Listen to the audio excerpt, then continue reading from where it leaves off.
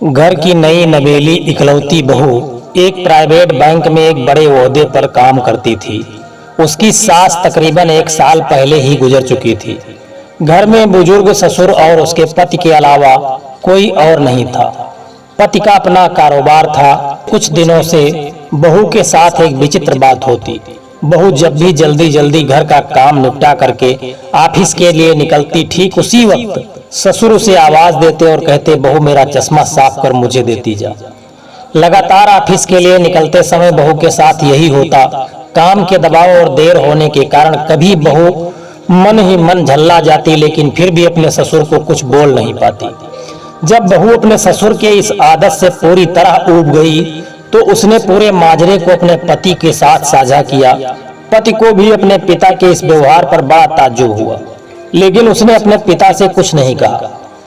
पति ने अपनी पत्नी को सलाह दी कि तुम सुबह उठते ही पिताजी का चश्मा साफ कर दिया करो और उनके कमरे में रख दो, फिर यह सारा झमेला समाप्त हो जाएगा। अगले दिन बहू ने ऐसा ही किया और अपने ससुर के चश्मे को सुबह ही अच्छी तरह साफ करके उनके कमरे में रख दिया। लेकिन फिर भी उस दिन वही घटना पुनः हुई और ऑफिस निकलने के लिए ठीक पहले ससुर ने अपनी बहू को बुलाकर उसे चश्मा साफ करने के लिए कहा।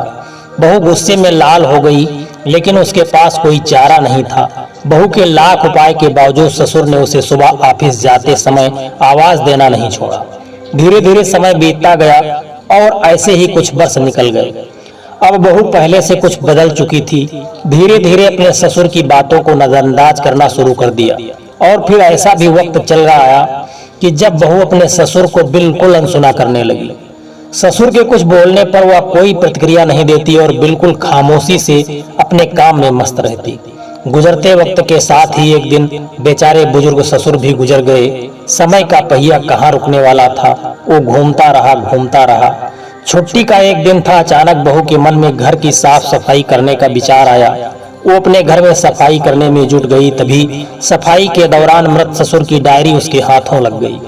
बहू ने जब अपने ससुर की डायरी को पलटना शुरू किया तो उसके पहले पन्ने पर लिखा था, आज के इस भागदौड़ और बेहद तनाव व संघर्ष भरी जिंदगी में घर से निकलते समय बच्चे अक्सर बड़ों का आशीर्वाद लेना भूल जाते हैं, जबकि बुजुर्गों का यही आशीर्वाद मुश्किल समय में उनके लिए ढाल का काम करता है।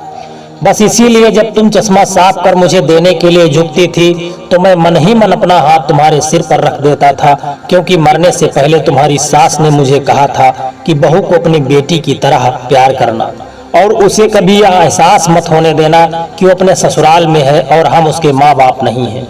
उसकी छोटी मोटी गलतियों को उसकी नादानी समझकर माफ कर देना। वैसा मेरा आशीष सदा तुम्हारे साथ है बेटा। डायरी पढ़कर बहू फूट फूट कर रोने लगी। आज उसके ससुर को गुजरे ठीक 3 साल हो गए थे। समय बीत चुका था, लेकिन फिर भी वो रोज घर से बाहर निकलते समय अपने ससुर का चश्मा साफ कर उनके टेबल पर रख दिया करती थी। उनके अनदेखे हाथ से मिले आशीष की लालसा में। जीवन में हम रिश्तों का महसूस नहीं करते, रिश्तों का महत्व नहीं देते, चाहे वो किसी से भी हो, कैसे भी हो, और जब तक महसूस करते हैं तब तक वो हमसे बहुत दूर जा चुके होते हैं। इसलिए अपने रिश्तों को महत्व देना चाहिए, सबका सम्मान करना चाहिए। अपने माता पिता भाई बहन सबका साथ बना रहे, सबके साथ सम्मान करना चाहिए। दोस्तों, यह वीडियो आपको कैसा लगा है? यदि पसंद आया हो तो कमेंट करके जरूर बताना और चैनल पर यदि आप नए हैं तो सब्सक्राइब कर देना और यदि सब्सक्राइब कर लिया है तो आपका बहुत बहुत धन्यवाद। जय श्री कृष्ण।